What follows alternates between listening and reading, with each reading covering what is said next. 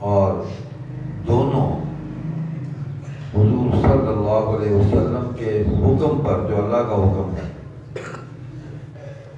وہ قتل ہوئے، جہاد ہوا ان کے خلاف۔ نبی علیہ الصلوۃ والسلام نبی بھی ہیں، رسول بھی ہیں، اور ریاست اسلامی کے سربراہ بھی ہیں، امت مسلمہ کے روحانی باپ بھی ہیں۔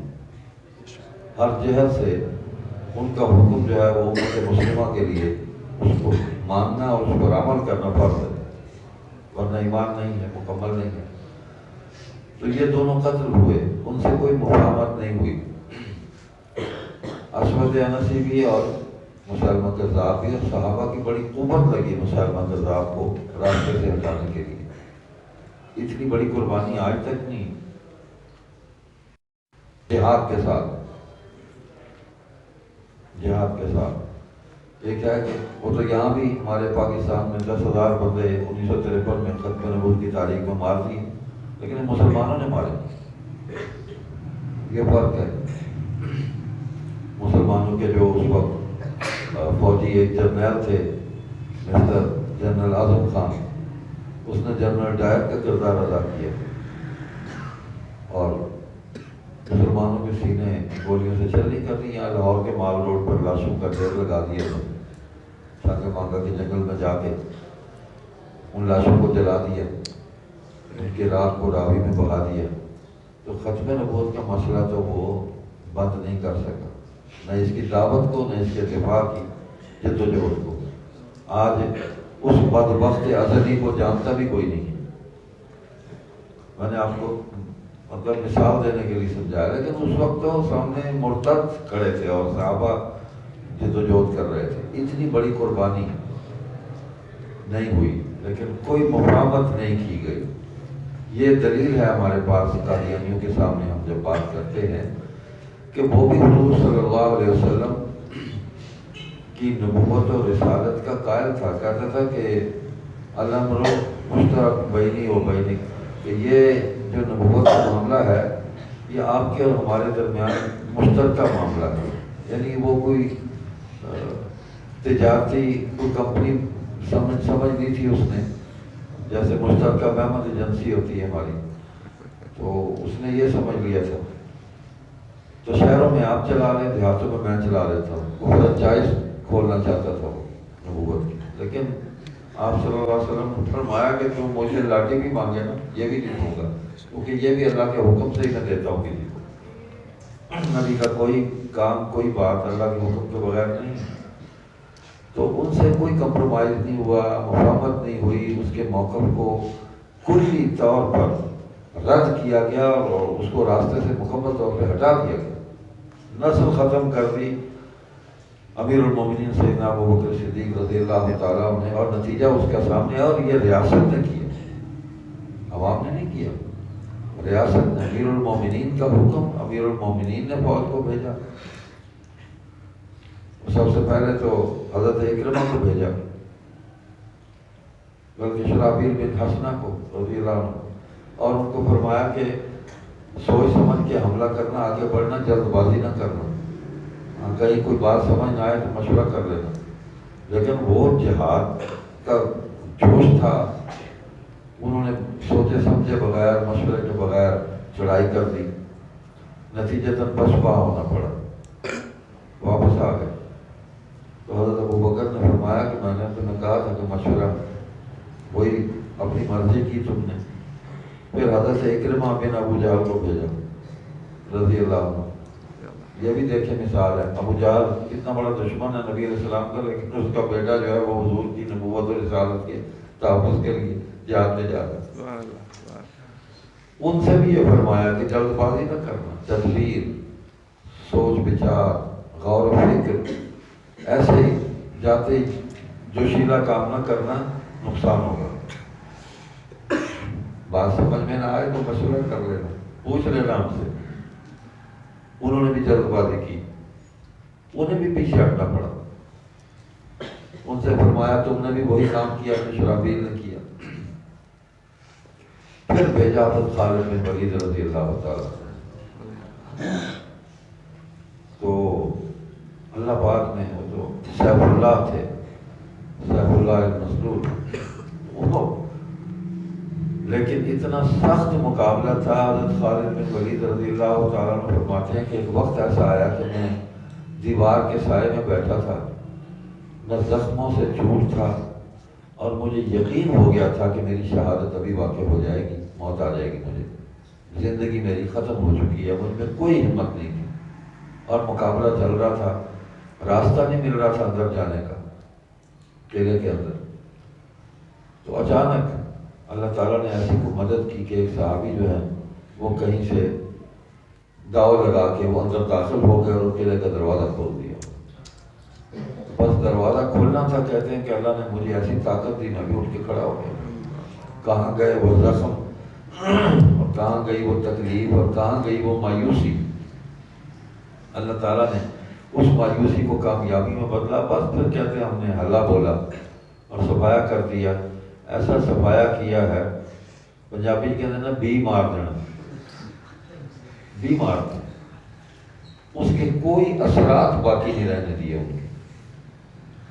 کے نتیجہ آپ کے سامنے ہے کہ عرب میں پھر دوبارہ وہاں کوئی مدعی نبوت کوئی نہیں پیدا ہوا، نہ کسی کو ہمت ہوئی، آج تک نہیں ہوئی اور ہوگی بھی نہیں آتا.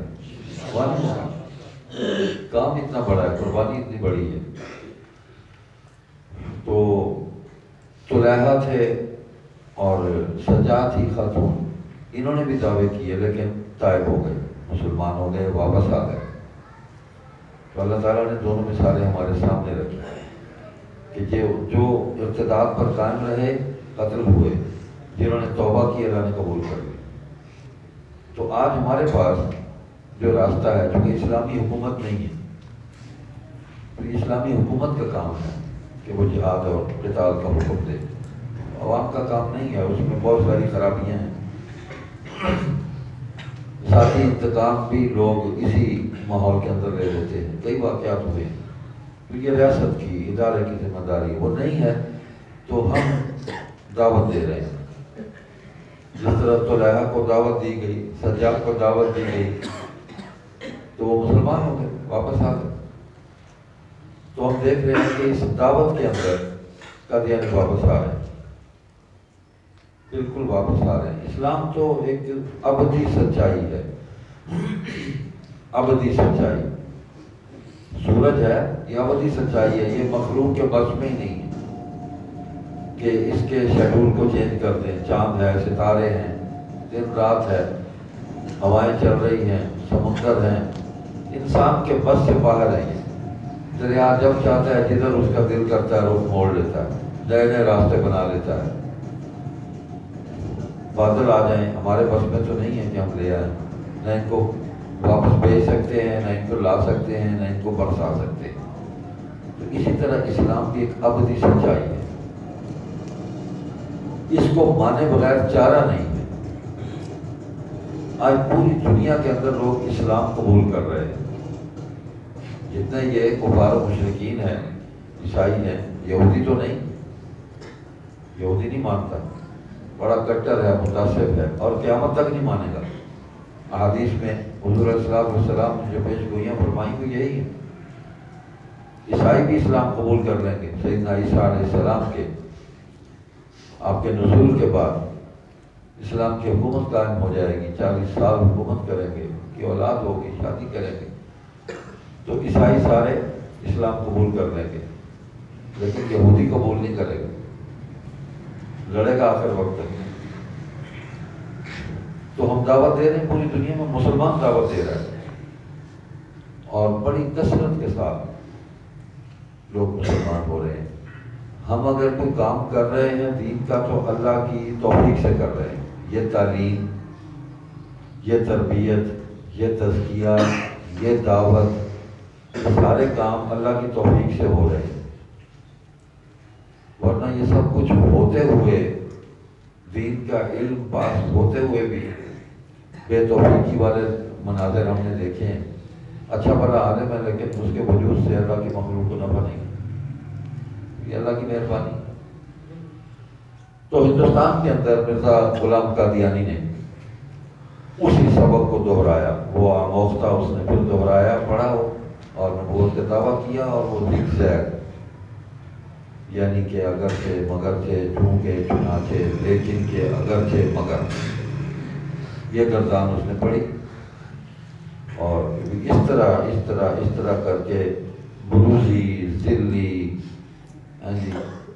غیر تشریح پتہ نہیں کیا کیا قسمیں اس نے نبوت سے نکالی۔ میں تمثیلی طور پر نبی ہوں، یہ ہوں، وہ ہوں، لیکن اللہ تعالیٰ نے اپنے دین کے دشمنوں کا مقابلہ ہر دور میں اپنے پیارے بندوں سے کیا مقابلہ۔ اور ایک حدیث پاک میں آتا ہے، حضور صلی اللہ علیہ وسلم نے فرمایا، اس کا مفہوم یہ ہے کہ ایک تو یہ ہے کہ قیامت تک اللہ تعالیٰ ایسے لوگوں کو پیدا کرتے رہیں گے جو میرے دین کی دعوت کو لے کر چلتے رہیں گے، اس دین کو اللہ کی مخلوق تک پہنچاتے رہیں گے۔ نبی میرے بعد کوئی نہیں، خلفاء ہوں گے اور اکثر ہوں گے، اور وہی لوگ جو ہیں وہ اس کام کو لے کر چلتے رہیں گے، اور وہ علماء ہیں۔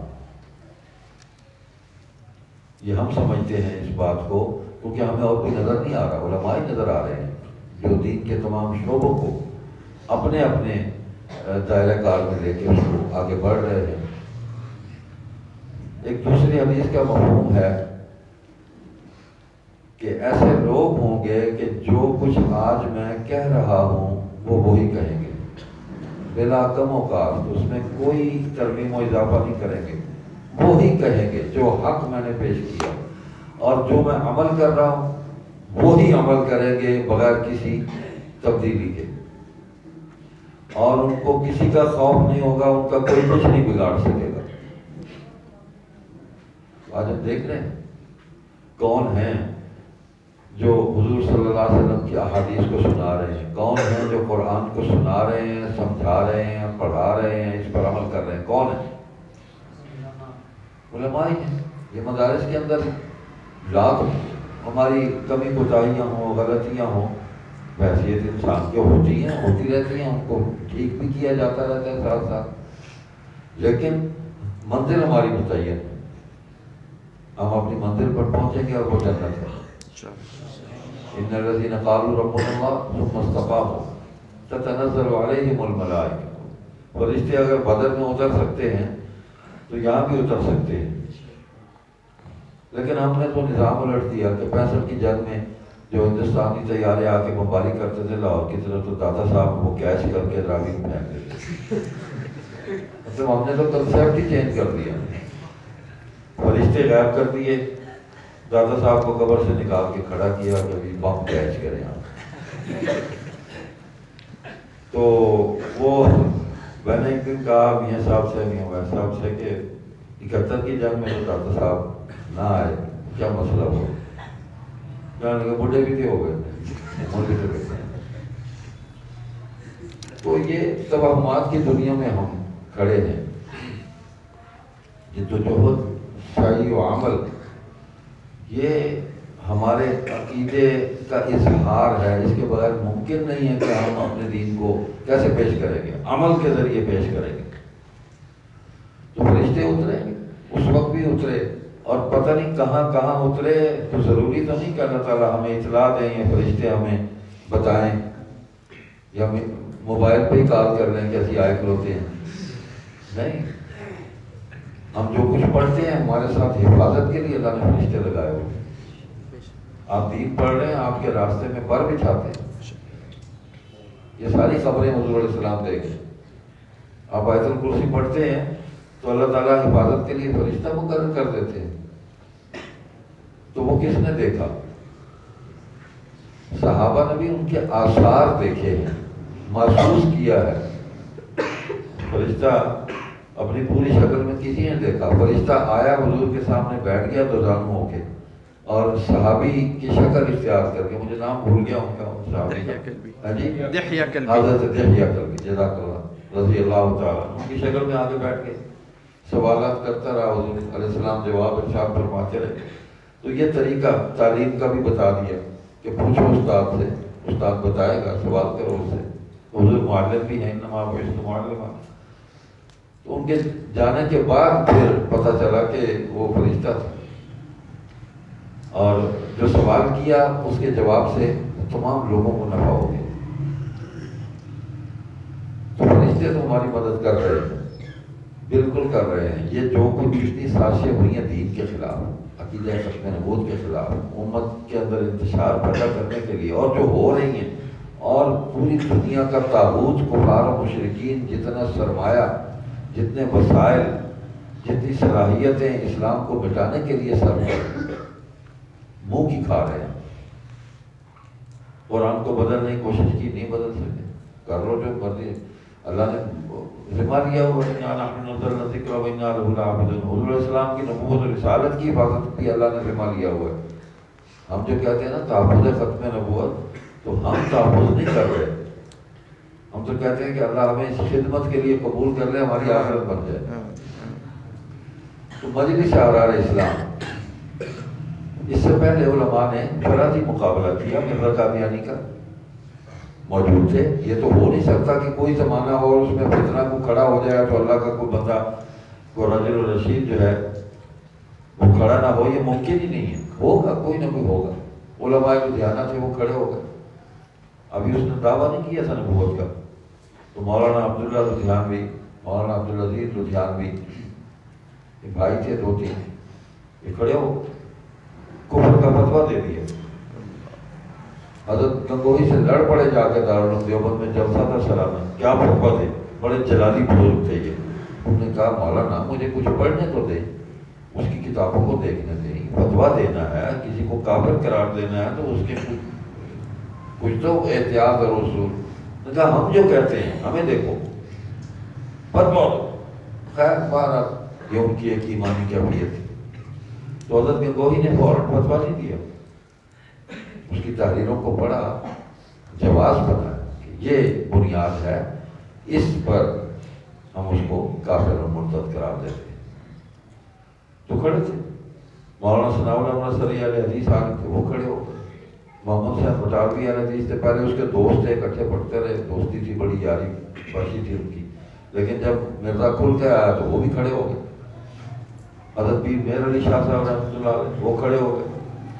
تو بندے پھر نکلتے آئے، یہاں سے آپ کے بابو پیر پہنچے لاہور سے، وہ جو بات کے ہیں، لیکن وہ تسلسل تھا نا اسی کام کا۔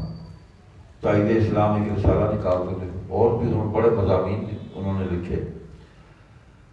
یہ سلسلہ شاہ جی کے بالکل یعنی 1908 میں مرزا مرا ہے، تو 1892 کی شاہ جی کی ولادت ہے، تو 8 سال وہ اور 16 سال عمر ہے، زمانہ طالب علمی ہے، تو اتنے بڑے لوگ موجود تھے۔ ظاہر بات ہے کہ شاہ صاحب تو اپنے اساتذہ کی بات ہی سن رہے تھے، پڑھ رہے تھے، طالب علمی کا دور تھا۔ لیکن جب وہ اپنے طالب علمی کے دور سے باہر نکلے، اپنی زندگی میں آئے تو کھڑے ہو گئے۔ پھر وہی پیر مہر علی شاہ صاحب نے جو نسبت منتقل کی، حضرت علامہ انور شاہ کشمیری نے جو منصب ان کو دیا، امیر شریعت بنایا، کھڑے ہو گئے۔ تو اس میں جو بنیادی بات ہے، مجلس احرار اسلام نے اس موضوع کو عوام کے اندر، اس موضوع کو پہنچایا، اور اس پر گفتگو ہوئی عام آدمی تک۔ اس کی جتنی بھی دائیں بائیں کی جو تفصیلات تھیں، اتنی آسانی کے ساتھ، آسان لفظوں میں لوگوں کو اس سے آگاہ کیا کہ ایک ریڑھی بان سے لے کر اور ایک پارلیمنٹ میں بیٹھے ہوئے سیاستدان تک، ایک تاجر، وکیل، ہر شعبے کا آدمی اس کو آسانی سے سمجھ گیا کہ یہ فتنہ ہے۔ یہ ہے کمال ابلاغ کہ عطاء اللہ شاہ بخاری کی تقریر ہے، تو تقریر میں تمام طبقات آئے ہوئے ہیں، بچے بھی سمجھ رہے تھے کہ وہ کیا کہہ رہے ہیں، بات سمجھا دی۔ مشکل لفظ، تحقیقات، وہ کتابوں کا معاملہ ہے، ہو گئی تحقیقات ساری۔ تو جہاں علاج بالمثل کرنا پڑا، علاج بالمثل بھی کیا، اور جہاں دعوت دینی تھی وہاں دعوت دی۔ تو قادیان میں داخل ہوئے۔ آج میں جس ادارے میں بیٹھا ہوں، اس ادارے کے بانی حضرت میاں قمر الدین صاحب رحمۃ اللہ علیہ، اور صاحب کے نانا جان حضرت میاں محمد اسلم جان مجددی رحمۃ اللہ علیہ، اور یہ پورا خاندان، بعد میں حضرت میاں محمد رفیق صاحب وہ ان کے دادا ہیں، حقیقی دادا ہیں۔ تو اس خاندان نے اس کام کو مستقل طور پر سنبھال لیا کہ یہ ہماری ذمہ داری ہے، شاہ جی آپ لگے رہیں جہاں جو کرنا ہے، اس کو ہم اپنے حساب سے لے کے چلیں گے۔ تو ہاتھ بانٹا اور ایک ذمہ داری قبول کر لی، قادیان میں مرکز بنوا کے دیا، زمین لے کر دی وہاں، اور مکمل سرپرستی کی۔ امیر شریعت رحمۃ اللہ علیہ فرمایا کرتے تھے، یہ تو کتابوں میں بھی چھپ گیا، شورش نے بھی لکھا، جہاں بعد نے بھی، میاں قمر الدین صاحب کا نام ہی مشہور ہو گیا تھا، احرار کا bank, bank of Ahrar, bank of Punjab تو اپن ہے، بینک آف احرار تھا۔ اللہ نے جو دیا انہوں نے اپنے اوپر بھی خرچ کیا، مخلوق پر بھی خرچ کیا، دین پر بھی دل کھول کے خرچ کیا۔ یہ فیض ہے اس کا، آپ دیکھ لیں آج ان کے لیے صدقہ جاری ہے، ان کی اولادوں میں بھی منتقل ہے، مسلمانوں میں بھی صدقہ چل رہا ہے۔ تو انہوں نے مجلس احرار اسلام کے ساتھ بڑی ہی محبت کی، بڑی وفا کی، بڑی سرپرستی کی۔ تو ایک وقت لگا، عطا اللہ شاہ بخاری رحمۃ اللہ علیہ سب سے پہلے 1924 میں قادیان میں گئے حضرت علامہ انور شاہ صاحب کے حکم پر، وہاں جلسہ تھا وہاں کی مقامی مسلمانوں کی انجمن کا، تو اس میں شریک ہوئے، تقریر کی، قادیانیوں نے حملہ کیا، مسلمان زخمی ہوئے، ان بزرگوں کی رہائش گاہوں پر حملے کیے، لیکن جلسہ ہو گیا۔ شاہ جی نے فرمایا کہ یہ تشدد یہ کر رہے ہیں، ہم تشدد پسند نہیں ہیں، ہم تو امن کے داعی ہیں، یہ جھوٹ بولتے ہیں کہ ہم امن کے داعی ہیں، آپ اس ظلم اور تشدد پر صبر کریں، اللہ سے مدد مانگیں، اگلے سال اور زیادہ کام بڑھے گا۔ تو ایسے ہی ہوا، 24 سے 34 تک کام اتنا بڑا کہ 10 سال کے بعد سید اول شاہ بخاری پورے ہندوستان کے علماء، مشائخ، زندگی کے تمام طبقات سے لوگوں کو اٹھا کے قادیان میں لے گئے، مرکز بھی بن گیا۔ اور بڑا عنوان کیا تھا؟ احرار تبلیغ کانفرنس، تبلیغ کی،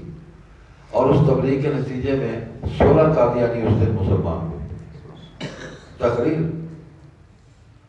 تو گفتگو، خطاب، تقریر، ہر وقت ایک غصے کے موڈ میں رہنا اور ایک اشتعال اور ایک اضطراب کے اندر رہنا، یہ بھی حکمت کے خلاف ہے۔ یہ بات جہاں آپ نے جذبات کو ابھارنا ہے، کوئی ایسا موقع ہے تو وہاں کچھ جوش دکھائیں، لیکن جہاں دعوت دینی ہے وہاں تو غصہ نہیں ہے۔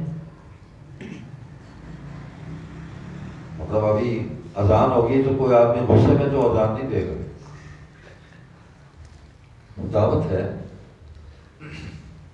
اور اگر امام صاحب بھول جائیں تو کوئی آدمی غصے میں تو لقمہ نہیں دے گا، ایسے تو نہیں کہے گا، سبحان اللہ، آرام سے کہہ دو بھائی، وہ سمجھ جائے گا کہ مجھ سے غلطی ہوگی، کھڑا ہو جائے گا۔ تو دعوت میں غصہ نہیں ہے، دعوت میں اشتعال نہیں ہے، دعوت میں لڑائی نہیں ہے، دعوت میں جھگڑا نہیں ہے۔ اس کام کو لے کر، اچھا یہ سارا دین کا کام صرف دعوت میں ہی بند نہیں ہے، پوری انسانی حیات کے تمام شعبوں میں دین کا کام چلتا ہے، ہر شعبے کے اپنے تقاضے۔ ہمارے ڈاکٹر صاحب آصف صاحب جو ہیں دعوت کا کام کرتے ہیں، چونکہ ادھر سے آئے ہیں تو ان کو ان کے سارے داؤ پیچ معلوم ہوتے ہیں۔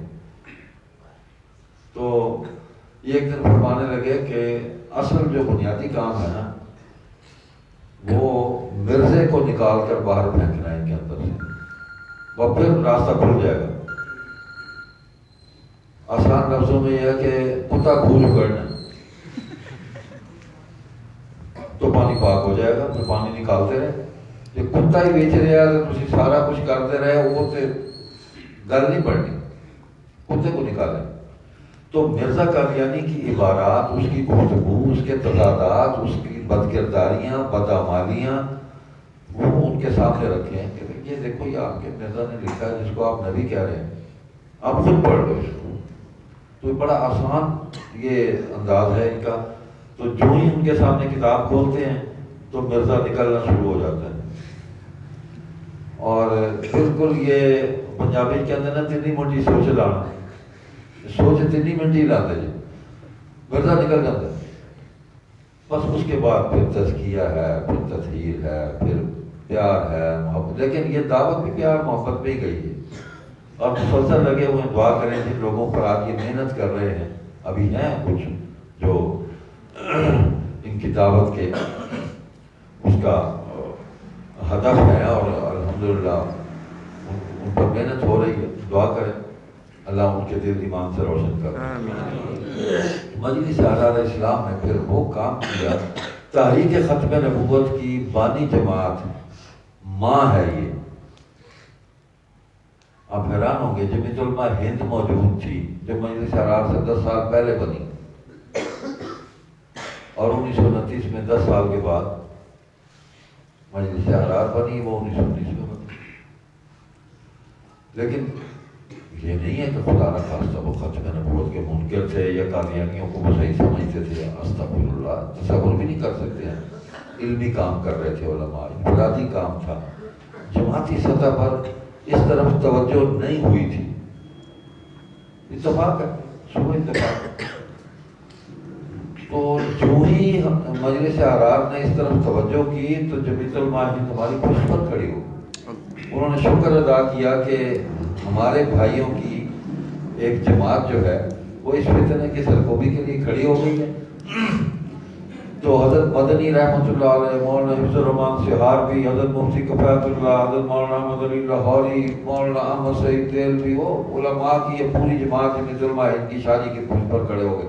شاہ جی نے جہاں کہا یہ پہنچے، یہاں آ جائیں میری کانفرنس میں. تو انہوں نے اللہ کا شکر ادا کیا کہ ہمیں ایسے بھائی مل گئے کہ جنہوں نے اس شعبے پہ محنت شروع کر دی. آج جو ماحول ہے نا، شیطان حسد پیدا کر دیتا ہے. وہ یہ بھی ختم نبوت کا کام کرنا لگ پہ، یہ تو ٹھیک نہیں یار، سب ساڈا کام کیویں چلے گا. وہ بھائی ختم نبوت کا کام جو بھی کرتا ہے ساڈا ہی کام کرتا ہے، اور کیا کرتا ہے. جو بھی کرے اس سے محبت کرو اور اس کی نصرت کرو جتنا آپ چل سکتے ہیں. تو ہم اکیلے تھے. حسد تو ہمیں کرنا چاہیے کہ ہم میں سے ہی پتہ نہیں کیا کچھ نکل کے پورے پاکستان میں، کیا پورے عالم میں پھیلا ہے. احرار میں سے ہی نکل کے لوگ گئے. یہ جتنی تنظیمیں ختم نبوت کے نام پہ کام کر رہی ہیں ساری یہ احرار ہی کی نسل ہے الحمدللہ. تو ہمیں تو خوشی ہے کہ ساڑھے پتر، ساری اگلی نسل ساڑھا پیغام لے کے ٹر پئی ہے. ساتھ سے خوشی ہے.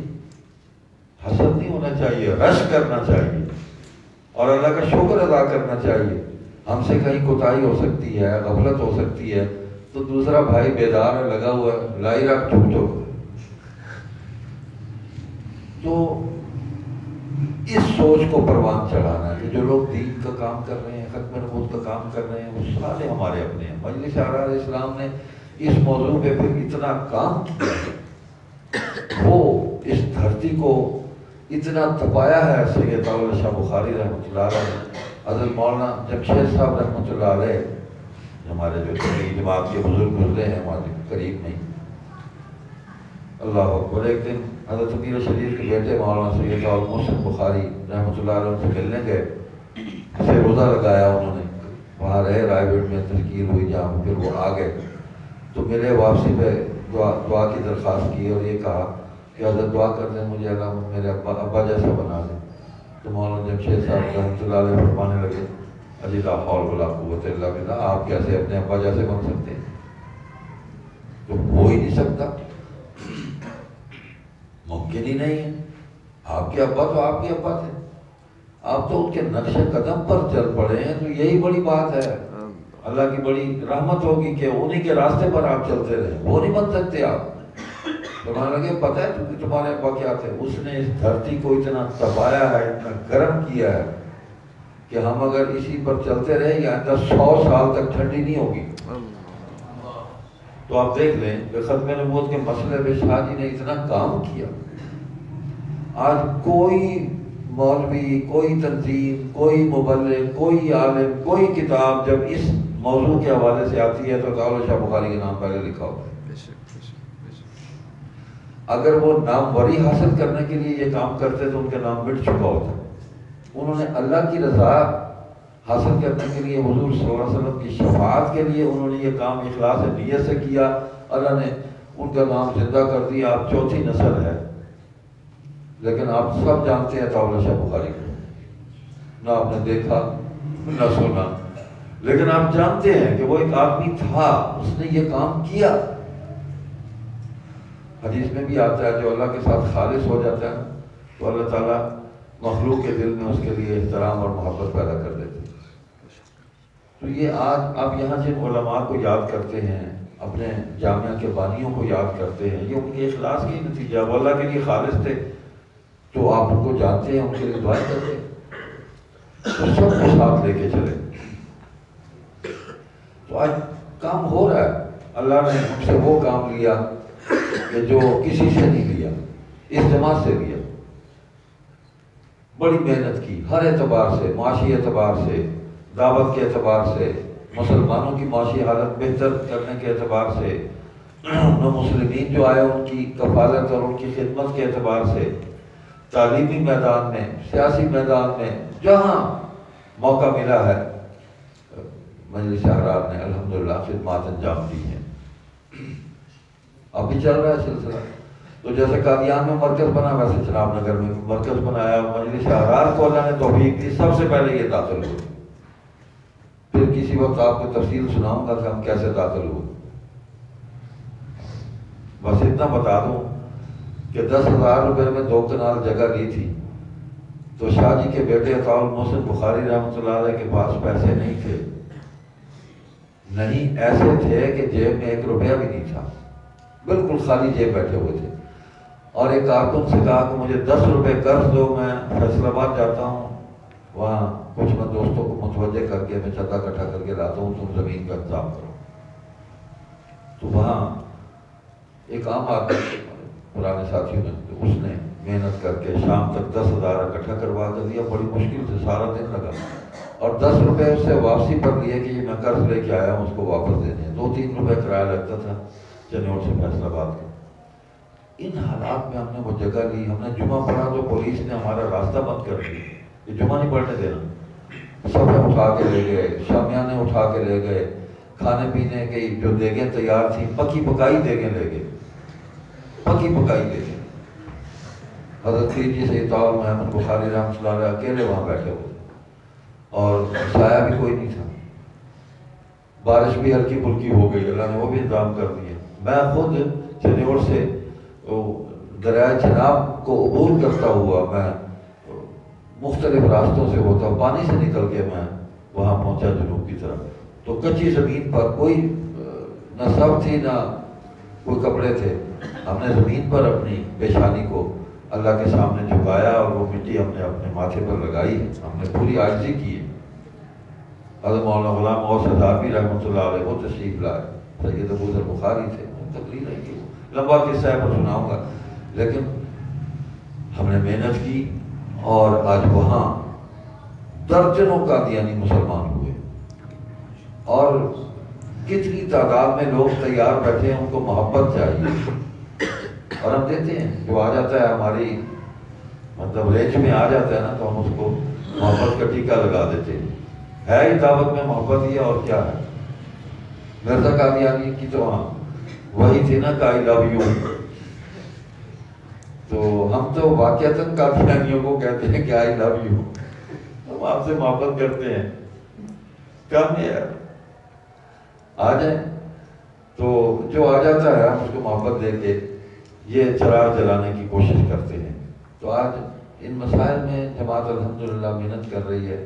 ہمارے میاں محمد ویس صاحب جماعت کے ہمارے مرکزی رہنماؤں میں ہیں، یہ بھی اپنا خاندانی جو وراثتی فریضہ ہے اس کو بھی ادا کر رہے ہیں، اور جو فکر و نظر ان کو منتقل ہوا اس کے جو تقاضے ہیں اس کو بھی پورا کر رہے ہیں الحمدللہ۔ تو آپ سے ایک اچھی ملاقات ہو گئی، انشاءاللہ کورس کے حوالے سے ڈاکٹر صاحب ہیں، کچھ اور دوست ہیں، کسی دوسری نشست میں آپ کے ساتھ مختلف پیریڈ جو ہیں وہ آپ کے ہم لیں گے، اور اس میں مختلف موضوعات پر گفتگو چلتی رہے گی۔ بس فکر یہ پیدا کرنا ہے کہ یہاں سے پڑھ کے ہم نے جب باہر نکلے نا تو ہم اس شعبے میں کورے نہ ہوں کہ ہمیں کوئی راستے میں مل جائے تو ہم اس کو جواب ہی نہ دے سکیں. ہم تیار ہوں، ہمیں پتہ ہو یہ عقیدہ کیا ہے اور دشمن نے کس طرح اس کا انکار کیا ہے اور کس طرح مقابلہ کر رہا ہے اور ہم نے کیا جواب دینا اور کیسے مقابلہ کرنا ہے، یہ ہمیں پتہ ہونا چاہیے بس. تو اس کے لیے ہم آپ کو تیار کرنے آتے رہتے ہیں، اور بھی لوگ آتے ہیں الحمدللہ، اور یہ سلسلہ چلتا رہتا ہے. اللہ تعالیٰ آپ کو جزائے خیر عطا فرمائیں اور اس مدرسے کو آباد اور شاد رکھیں، اور جتنی بھی جماعت دین کی محنت کر رہی ہیں اللہ ان کی نصرت فرمائے. خصوصاً ختم نبوت کے حوالے سے جو ادارے شخصیات جماعتیں کام کر رہی ہیں اللہ سب کی مدد فرمائے اور سب سے اخلاص کے ساتھ کام لے. سبحانک اللہم و بحمدک نشہد ان لا الہ الا انت نستغفرک و نتوب الیک. الحمدللہ رب العالمین والعاقبۃ للمتقین والصلاۃ والسلام علی اشرف الانبیاء والمرسلین وخاتم النبیین محمد وعلی آلہ واصحابہ اجمعین. ربنا آتنا فی الدنیا حسنہ وفی الآخرۃ حسنہ وقنا عذاب النار. اللہم انا نسألک العفو والعافیہ فی الاہل والمال والولد والمعافاة الدائمة في الدین والدنیا والآخرہ. اللہم انصر الاسلام والمسلمین. اللہم انصر من نصر دین محمد صلی اللہ علیہ وسلم. اللہم اہلک الکفرۃ والمشرکین والمرتدین والمنافقین. اللہم اہد امت محمد صلی اللہ علیہ وسلم. اللہم انصر امت محمد صلی اللہ علیہ وسلم. اللہم اقضنا واقض حاجاتنا کلہا. اللہم اکفنا بحلالک عن حرامک واغننا بفضلک عمن سواک. ربنا تقبل منا انک انت السمیع العلیم وتب علینا انک انت التواب الرحیم. وصلی اللہ علی النبی الأمی وآلہ وصحبہ وبارک وسلم برحمتک یا ارحم الراحمین. جزاکم اللہ تعالی خیر الجزاء.